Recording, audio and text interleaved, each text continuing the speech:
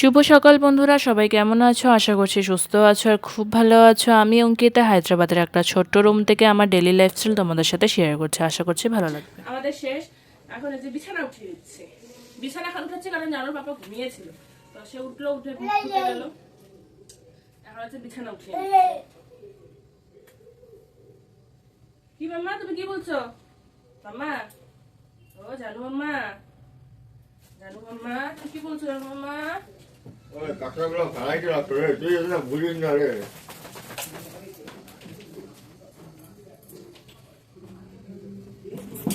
আস্তে আস্তে মা, আস্তে।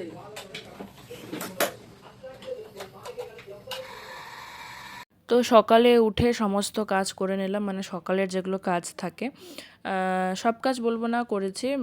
বাসনটা আমি আগের রাত্রে মেজে রেখেছিলাম, কারণ আজকে এক জায়গায় আমাদের যাওয়ার আছে। সকালবেলা যদি বাসন নিয়ে বসতাম তাহলে একটু লেট হতো, তাই আগের দিনে বাসনটা আমি মেজে রেখেছিলাম। শুনেগা কিরিশ কা আমি যখন ব্লগ করি তখন কিন্তু এরকম অনেক ফানি ফানি সিচুয়েশন হয়, কিন্তু সেগুলো তোমাদের সাথে শেয়ার করি না। তো ভাবলাম যে আজকে চলো একটু তোমাদেরকেও দেখাই যে আমরা কিভাবে থাকি আর কি। আমরা যখন একসাথে থাকি তখন অনেক হাসি মজাক এগুলো করেই থাকি। তো যাই হোক, জানুকে দেখো এদিকে দুধ দিয়ে দিয়েছো, দুধ খাওয়ার জন্য কান্নাকাটি করছিল। আমি দিক দিয়ে হচ্ছে চা আর মুড়ি মাখা নিয়ে বসে পড়লাম। আর আরেকজনের জন্য ওয়েট করছি, সে আসুক, ফ্রেশ হতে গেছে, আসার পরে সবাই মিলে একসাথে খাবো।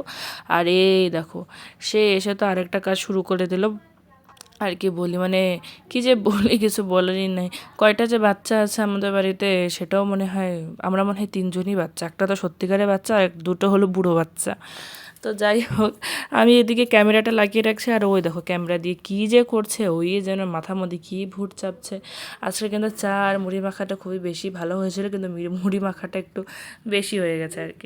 জানো যে এত বদমাস, এত দুষ্টু, দেখো চলে যাচ্ছে বাইরে, দেখছো বাইরে চলে, কতবার যে সে বাইরে যায়, কতবার তাকে ধরে ধরে আনা হয় একদম হিসাবের বাইরে।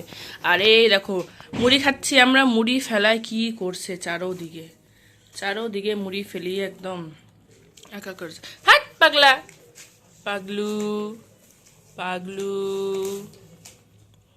ও নিজে তো খাচ্ছে না, ওকে দুধ দিলাম ও খাচ্ছে না, মুড়িও খাচ্ছে না, কিছু খাচ্ছে না, আমাদেরকেও খেতে দিচ্ছে না। তো এই যে রেডি হয়ে বেরিয়ে পড়লাম। ওই দেখো ছেলে হেলমেট পরছে, বাবাটা হেলমেট পরছে। কি কাটা ধরবো? ও নামবে না, দেখো নামবে না। ও হাত দিয়ে রাখছে। কোথায় যাচ্ছ মা? বেরো বেরো। না না ঠিকই বসছি। আজ না মনের মধ্যে এক আশা, অনেক স্বপ্ন, অনেক ভরসা বিশ্বাস, এগুলো সব নিয়ে একটা কাজ আমি করতে যাচ্ছি। অনেক দিন ধরে আমি আর আমার হাজব্যান্ড মিলে প্ল্যান করছিলাম। ও প্রথমে কিছুতে রাজি হয়নি, তারপর অনেক কষ্টে তাকে রাজি করালাম।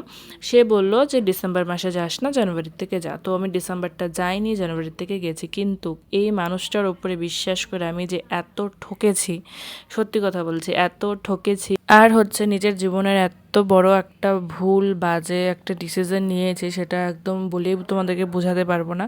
আমি সেটা বলতেও চাই না, সোশ্যাল মিডিয়াতে বলতে চাই না, কিন্তু সত্যি মানে আমার অনেক বড় ভুল হয়ে গেছে এই মানুষটাকে বিশ্বাস করে। সত্যি বলছি, আমার অনেকগুলো টাকা নষ্ট হলো এর জন্য। তো আমি কাজটা করতেই গেছিলাম, নিচে হচ্ছে জানুর পাপা জানুকে নিয়ে ওয়েট করছিলাম, আর উপরে আমি কাজ করছিলাম। তোমাদের সাথে দেখা হচ্ছে বিকেল, বিকেল না সরি সন্ধ্যা, এখন সন্ধ্যায় কি রাত হয়ে গেছে, 8টার মতন হয়তো বাজছে। তো আমার যেগুলো কাজ ছিল সেগুলো করে আসলাম, পুরোটা কমপ্লিট হয়নি, কাল আবার যেতে হবে। এখন থেকে মনে হয় ডেইলি আমাকে যেতে হবে। তো যাই হোক, আর তো খিদে পেয়েছে, 2 প্যাকেট ইপি বানায় খেলাম। এদিকে দেখো রান্না বসিয়েছি, আমার ডাল হয়ে গেছে, এদিক দিয়ে ভাত বসিয়ে দিয়েছি।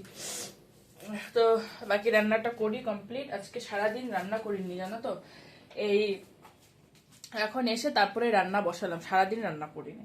জানো কি করছে ওটাও দেখাই চলো।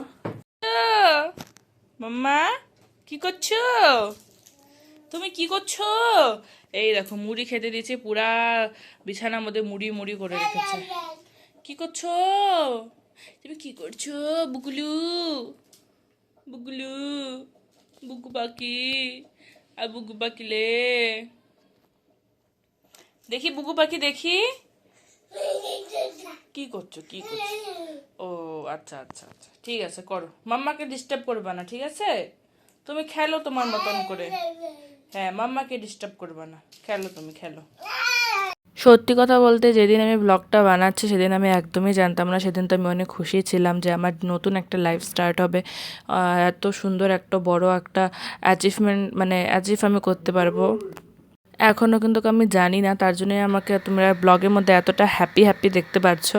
কিন্তু মানে আজকের দিনের 2-3 দিন পরে আমি জানতে পেরেছি, মানে যেদিন আমি এডিট করছি সেদিন আমি জানতে পেরেছি। তো তোমাদের সাথে ঘটনাটা শেয়ার করলাম, পুরোটা আমি শেয়ার করতে পারছি না কেন কি অনেকটাই আমাদের পার্সোনাল।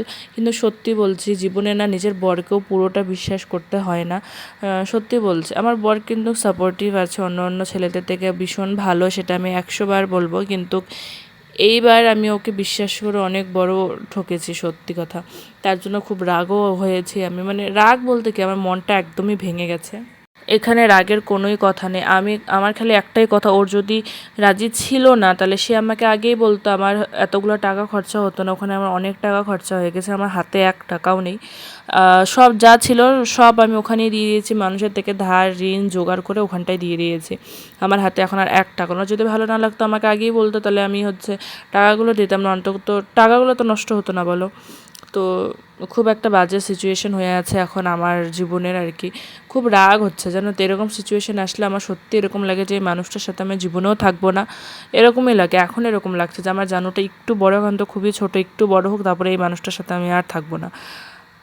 তো যাই হোক, একটা মনের কথা তোমাদের সাথে শেয়ার করে দিলাম। এদিক দিয়ে ওখান থেকে এসে আমি রান্না বসিয়ে দিয়েছি, ভাত আর কি বানাচ্ছি। আর এদিকে দেখো আমার জানু ক্যামেরাটাকে কত দিকে যে ঘুরিয়ে দিল।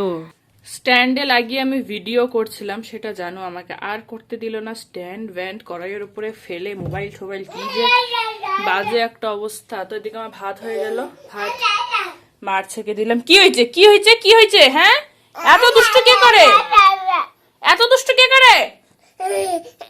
এদিকে দেখো কি করছে, সব পেঁয়াজ ফেলে দিছে, লঙ্কা ফেলে দিচ্ছে।